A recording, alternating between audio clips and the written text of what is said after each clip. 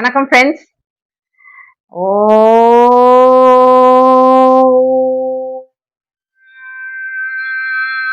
நம சிவாய. ஆடி மாத பிறப்பு, அதுவும் முதல் மாத பிறப்பே 1ஆம் தேதியே வெள்ளிக்கிழமையில பிறந்திருக்கு. எவ்வளவு பெரிய விசேஷம், சிறப்பான நாள் இன்னைக்கு. இந்த ஆடி மாதத்துல நம்ம குலதெய்வம், நம்ம இஷ்ட தெய்வம், எல்லா தெய்வங்களுக்குமே மிக சிறந்த நாளாக இருந்தாலும் அம்மனுக்கு உகந்த நாளா இருக்கக்கூடியது இந்த ஆடி மாதம் எல்லா நாட்களுமே தான். அப்படி ஆடி மாதத்துல நம்ம இஷ்ட தெய்வங்களையும் குலதெய்வங்களையும் வழிபடும் போது என்ன என்ன பலன்கள் ஏற்படுறதுங்கிறது ஒவ்வொரு பக்தருக்கும் தெரியும். அப்படித்தான் ஆஷாட நவராத்திரியா இருக்கக்கூடிய இந்த ஆடி மாதமும் சேர்ந்து இன்னைக்கு மாசப்பிறப்பும் சரி, வெள்ளிக்கிழமையும் சரி, ஆஷாட நவராத்திரியும் சரி சேர்ந்து வந்திருக்கிறதுனால வாராகி அம்மனுக்கும் மிகவும் உகந்ததா இருக்கு. ஆஷாட நவராத்திரியே உகந்தது. இதுல இன்னைக்கு ஆடி மாத பிறப்பு வேற, வெள்ளிக்கிழமை வேற. இதனால அம்மனை நாம வழிபட்டு என்ன என்ன அருட்களை பெற போறோம், அதுக்களை அவங்களும் வாரி வழங்க போறாங்க அப்படிங்கிறத இந்த ஒரு பதிவுல பார்க்கலாம். ஃப்ரெண்ட்ஸ், ஆடி மாதம் அம்மனுக்கு எல்லாருக்கும் உகந்த மாதம். அப்படி இருந்தாலும் சில கோவில்கள்ல பெரிய விசேஷங்களா நடந்துகிட்டு இருக்கு. அதுவும் பக்தர்கள் மஞ்சள் நிற ஆடை உடுத்தி விரதம் இருந்து வழிபாடு செய்வாங்க. அப்படி செய்யக்கூடியதுதான் நம்ம சமயபுரம் அருள்மிகு மாரியம்மன் கோவில்ல மாரியம்மனுக்கு. எவ்வளவு பக்தர்கள் அவங்க அவங்க ஊர்ல இருந்து மஞ்சள் ஆடையோட விரதம் இருந்து வெறும் காலோட நடந்து வந்து தன்னுடைய பிரார்த்தனை எல்லாம் செலுத்திட்டு இருக்காங்க. அப்படிப்பட்ட சமயபுரம் மாரியம்மனை இன்னைக்கு நாம தரிசிப்போம் ஃப்ரெண்ட்ஸ். சமயபுரம் மாரியம்மனை நம்ம தரிசிப்பதற்கு முன்னால ஜெயகௌரி ஜோதிடாலயம் சேனலை நீங்க முதல் முறையா பாக்குறவங்களா இருந்தா சப்ஸ்கிரைப் பண்ணுங்க, அப்படியே பெல் ஐக்கானை கிளிக் பண்ணுங்க, லைக் பண்ணுங்க, ஷேர் பண்ணுங்க ஃப்ரெண்ட்ஸ். நான் எப்பவும் சொல்ற மாதிரிதான் ஓம் நம சிவாய அப்படின்னு கமெண்ட் பண்ணுங்க ஃப்ரெண்ட்ஸ். வாங்க ஃப்ரெண்ட்ஸ், சமயபுரம் போய் மாரியம்மனை தரிசிப்போம்.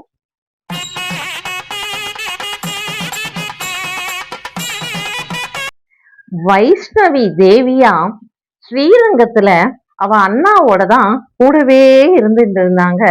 இன்னைக்கு நம்ம சமயபுரம் மாரியம்மன் சொல்லக்கூடிய அம்மா அவங்க வைஷ்ணவி அப்படிங்கிற பேரோட தான் ஸ்ரீரங்கத்துல அவங்க அமர்ந்திருந்தாங்க. அப்ப அவங்களுக்கு அதீத கோபம், உக்ரம் அதிகமானது அப்படின்னு சொல்றாங்க. உக்ரம் அதிகமாகி அந்த இடத்துல கோவில் ஸ்ரீரங்கத்துல ஆத்தா வைஷ்ணவி தேவி அமர்ந்திருந்த போது தீ விபத்து ஏற்பட்டதாம். இப்படி பயங்கர தீ விபத்து ஏற்பட்டதுனால கோவில்ல சில பாதிப்புகள் ஏற்பட்ட போது அங்க இருக்கக்கூடிய அந்த அர்ச்சகர்கிட்ட விவரங்கள் கேட்டாங்க. அப்ப சுவாமி கிட்டயே நாம கேட்டுருவோம் அப்படின்னு சொல்லிட்டு வைஷ்ணவி தேவி கிட்டையும் ரங்கநாதர் கிட்டையும் எதனால இப்படி ஒரு உக்ரம் வைஷ்ணவி தேவிக்கு ஏற்பட்டிருக்கு, அதை தணிக்கணும்னா என்ன பண்ணணும் அப்படின்னு சொல்லி கேக்குறாங்க. அப்ப ஆத்தா சொல்றாங்க, அதாவது சமயபுரம் மாரியம்மன் சொல்றாங்க, என்னுடைய இந்த உக்ரம் போகணும்னா என்னைய கொண்டு போய் நான் எந்த இடத்துல அமரேனோ அதே இடத்துல என்னை விட்டுடுங்க அப்படின்னு சொல்றாங்க. இந்த உக்ரம் தாங்க முடியாம ஸ்ரீரங்கம் கோவில்ல இருந்த ரங்கநாதர் அவங்க இஷ்டப்படி செய்யலாம் அப்படின்னு சொல்லிட்டு அவங்களும் அனுமதி அளித்ததுனால அந்த வைஷ்ணவி தேவிய அவங்க பல்லக்கில சுமந்துட்டு வராங்க அங்க இருக்கிற பணியாளர்கள். அப்படி அவங்க வரும்போதே ஸ்ரீரங்கம் கோவில்ல இருந்து கிளம்பி வரும்போது கொள்ளிடம்னு சொல்லக்கூடிய அந்த வடகாவிரி இருக்கு இல்லையா, அந்த வடகாவிரி தாண்டி வரும்போது இந்த இடத்துல, அதாவது இன்னைக்கு சமயபுரம் அப்படின்னு சொல்றோம் இல்லையா, அந்த இடத்துல வைத்து விட்டு அவங்க கொஞ்ச நேரம் ஓய்வு எடுக்கிறாங்க. சரி ஓய்வு எடுத்தாச்சு, திரும்ப கிளம்பலாம் அப்படின்னு சொல்லிட்டு அவங்க திரும்பவும் பல்லக்கு எடுக்கும்போது அசரீரியா சொல்றாங்க, "இல்ல, நான் இங்கிருந்து போக ரெடியா இல்ல. எனக்கு இந்த இடம் தான் தேவை." அப்படின்னு சொல்லிட்டு அவங்க அமர்ந்த இடம் தான் ஆதி சமயபுரம் அப்படின்னு சொல்லக்கூடிய இடம். அந்த இடத்துல தான் ஆதி மாரியம்மனா இன்னைக்கும் அவங்க அருள்பாலிச்சுக்கிட்டு இருக்காங்க. ஆதி மாரியம்மன் சமயபுரம் இன்னைக்கு நாம வணங்குற அந்த சமயபுரம் கோவில்ல இருந்து ஒரு நடக்கிற டிஸ்டன்ஸ்ல வாக்கிங் டிஸ்டன்ஸ்ல தான் இருக்காங்க. அந்த இடத்துலயும் இன்றும் ஆதி மாரியம்மனா இருந்து அருள்பாலிச்சுக்கிட்டு இருக்காங்க. சரி, இப்ப இருக்கக்கூடிய இந்த சமயபுரம் மாரியம்மன் எப்படி வந்தாங்க அப்படின்னு கேட்பீங்க இல்லையா? ஆமா.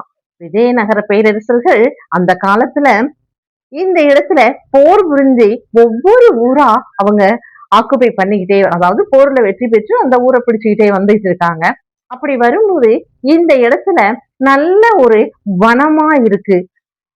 ரொம்ப அழகான இடமா இருக்கு அப்படின்னு சொல்லிட்டு ஆதி மாரியம்மன் இருக்கக்கூடிய அந்த இடங்கள்ல அந்த வனத்துல அவங்க தங்குறாங்க.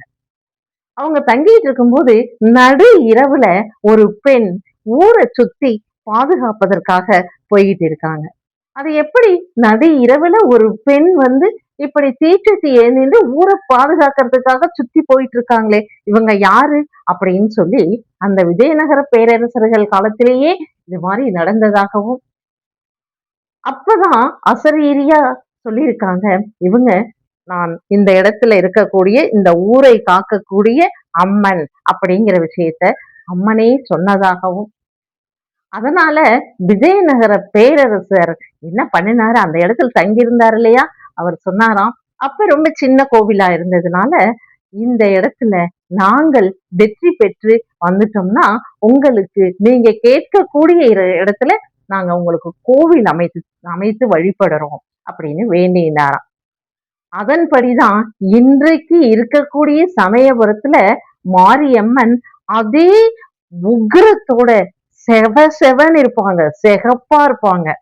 முகமே சிகப்பா இருக்கும் அந்த அளவு அவங்க உக்ரத்தோட இருப்பாங்க ஆனாலும் கண்ணுல ஒரு கனிவு நாம போனோம்னா வாமா அப்படின்னு சொல்லக்கூடிய அளவு நம்மள அணைத்துக்கிற அளவு அப்படி ஒரு தாய் பாசத்தோட நம்மளையெல்லாம் குழந்தைகளா பாவித்து அவங்க அருள்பாலிச்சுட்டு இருக்காங்க இன்று இருக்கக்கூடிய சமயபுரம் மாரியம்மன் கோவில் விஜயநகர பேரரசர் அப்படி தான் வேண்டியதுனால கட்டப்பட்ட கோவில் அப்படின்னு சொல்றாங்க ஆதிமரியம்மன் கோவில்ங்கிறது கொஞ்சம் தொலைவுல இருக்கு அது நம்ம இங்க அதாவது இந்த மாரியம்மன் கோவில்ல இருந்து நடந்து போற தொலைவுல தான் இருக்கு அந்த ஆதிமாரியம்மன் கோவில் நாம் சமயபுரத்துக்கு போனோம்னாலே முதல்ல வணங்கக்கூடிய இடமா ஆதிமாரியம்மன் கோவில் தான் இருக்கணும் அதற்கு அப்புறம்தான் நாம இன்று இருக்கக்கூடிய இந்த அம்மன் கோவிலுக்கு வரணும் சமயபுரத்திற்கே வரணும்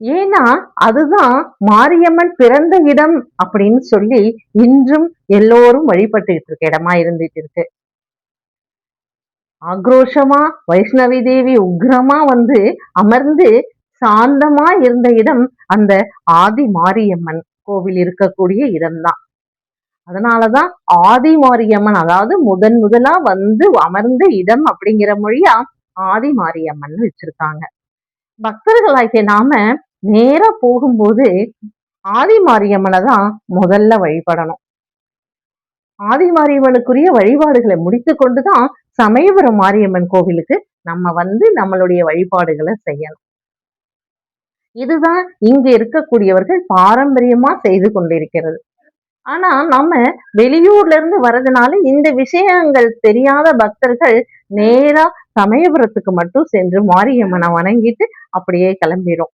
தெரியாம செய்யறதுனால அதுல ஒன்றும் தவறும் இல்லை இனி நாம தெரிஞ்சிருந்து முறைப்படி வழிபடுவோம் ஆதி மாரியம்மன் கோவில் ரொம்ப பிடித்தமான இடம் மாரியம்மனுக்கு ஏன்னா ஒவ்வொரு பெண்களுக்குமே தன்னோட பிறந்த வீட்டுக்கு போறதா இருந்தா எவ்வளவு சந்தோஷமா இருக்கும் இல்லையா அம்மாவும் அப்படிதானே அப்படித்தான் ஆதிமாரியம்மன் கோவிலுக்கு தேருக்கு சித்திரை தேரப்ப தேருக்கு முதல் நாள் ஒரு நாள் போய் அங்க தங்கியிருப்பாங்க தங்கி இருந்துட்டு அடுத்த நாள் வந்துதான் தேரே ஏறுவாங்க.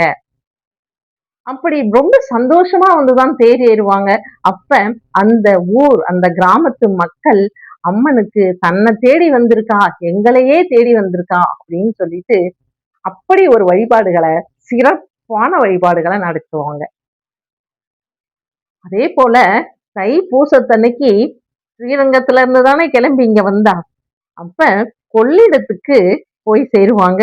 தீர்த்தவாரின்னு சொல்லுவாங்க. தைப்பூசத்தன்னைக்கு தீர்த்தவாரின்னு சொல்லிட்டு கொள்ளிடம்னு சொல்லக்கூடிய அந்த வடகாவிரிக்கு அம்மன் எழுந்தருளுவாங்க. அப்ப அன்னைக்கு நைட்டு தைப்பூசத்தன்னைக்கு இரவு 10 மணிக்கு மேல ரங்கநாதர் தன்னுடைய தங்க வந்து அமர்ந்திருக்கா வடகாவிரிங்கிற கொள்ளிடத்துல அப்படின்னு சொல்லிட்டு அங்க இருந்து சீர்வரிசை பொருட்களை அவங்க எடுத்துட்டு வருவாங்க. யானை மேல பட்டுப்புடவை என்ன, சாமான்கள் என்ன, பொருட்கள் என்ன, அத்துணையும் அப்படி ஒரு விசேஷமா மேலதாளத்துடன் தன்னுடைய தங்கைய பார்க்கறதுக்கு ரங்கநாதர் வருவார் பாருங்க தைப்பூசத்தன்னைக்கு. அப்படி மிகச் சிறப்பான திருவிழாக்கள்லாம் நிறைய இருக்கு சமயபுரம் மாரியம்மனுக்கு. இதுல முக்கியமானது ஆடி மாதம் முழுக்கவும், தை மாதம் முழுக்கவும் முழுசா திருவிழாவாகவே இருக்கும். பக்தர்கள் அவங்க ஊர்ல இருந்து மாலை போட்டு விரதம் இருந்து நடைப்பயணமாகவே வருவாங்க. கால்ல எதுவுமே இல்லாம. அவங்க ரொம்ப தூரத்துல இருந்து வர்றதுனால கால்ல எல்லாம் ரத்தமே வரும் பாருங்க. அம்மன் மேல இருக்கிற பக்தியினால அவங்க அதையெல்லாம் பொருட்படுத்தவே மாட்டாங்க. பக்தர்கள் நேரா கோவிலுக்கு போய் வணங்கிட்டு அங்கேயே ரெஸ்ட் எடுத்துட்டு அடுத்த நாள் தான் கிளம்பி வருவாங்க பாருங்க. அப்படிப்பட்ட தீவிர பக்தர்கள்லாம் இருக்காங்க. ஏன்னா, அம்மனுடைய அருள் அவங்க கேட்டதெல்லாம் வாரி வழங்குறாள்ல. அதனால அம்மாவுக்காக நாங்க என்ன செய்ய போறோம்? உடல தான் வருத்த முடியும் அப்படின்னு சொல்லுவோம். இந்த ஆடி வெள்ளிக்கிழமைகளையும் சரி, ஆடி மாதம் முழுக்கவும் சரி, சமயபுரத்து அம்மனுக்கு பால் குடம் எடுக்கிறவங்க இருக்காங்க. அடுத்தது மாவிளக்கு போட்டு அதுல நைவேத்தியம் பண்ணி செய்யக்கூடியவங்க இருக்காங்க. அதே போல வீட்டு குலதெய்வங்களுக்கும் இதே போல வழிபாடுகளை வீட்டுல செய்வாங்க. மாரியம்மனுக்கு உடல் உபாதைகள், உடல் நலம் கெட்டவங்க, அதாவது கை, கால் இல்ல வேற உடல் உறுப்புகள் ஏதாவது நமக்கு கஷ்டத்துல இருக்கு அப்படின்னு சொல்லி சொன்னா, நாம சிரமப்பட்டுக்கிட்டு இருக்கோம் உடல் உபாதையினால அப்படின்னா, என்ன உறுப்போ அதை வேண்டிக்கிட்டு வெள்ளியில செஞ்சு கொண்டாந்து உண்டியல்ல காணிக்கையா செலுத்துவாங்க. கையா இருக்கலாம், காலா இருக்கலாம், அல்லது உடலா இருக்கலாம், தலையா இருக்கலாம்.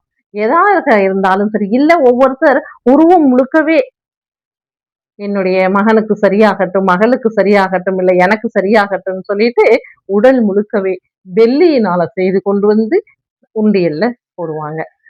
இதெல்லாம் வேண்டுதலாக சமயபுரத்து அம்மனுக்கு செய்ய வேண்டியதாக. பக்தர்களுக்கு அம்மா அப்படின்னு கூப்பிட்டாலே போதும். ஓடி வந்து நிக்கிறவங்க சமயபுரம் மாரியம்மன் மட்டும்தான்.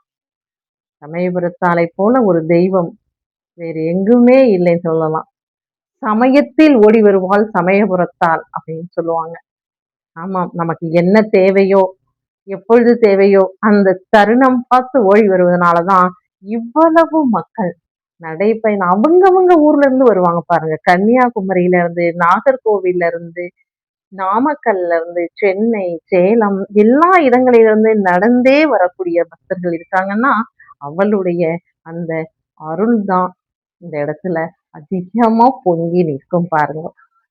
அதனால இந்த ஆடி மாதத்துல ஒரு நாள் நாம சமயபுரத்தாலை சென்று தரிசிப்போம். அவளுடைய அருளை பெறுவோம்.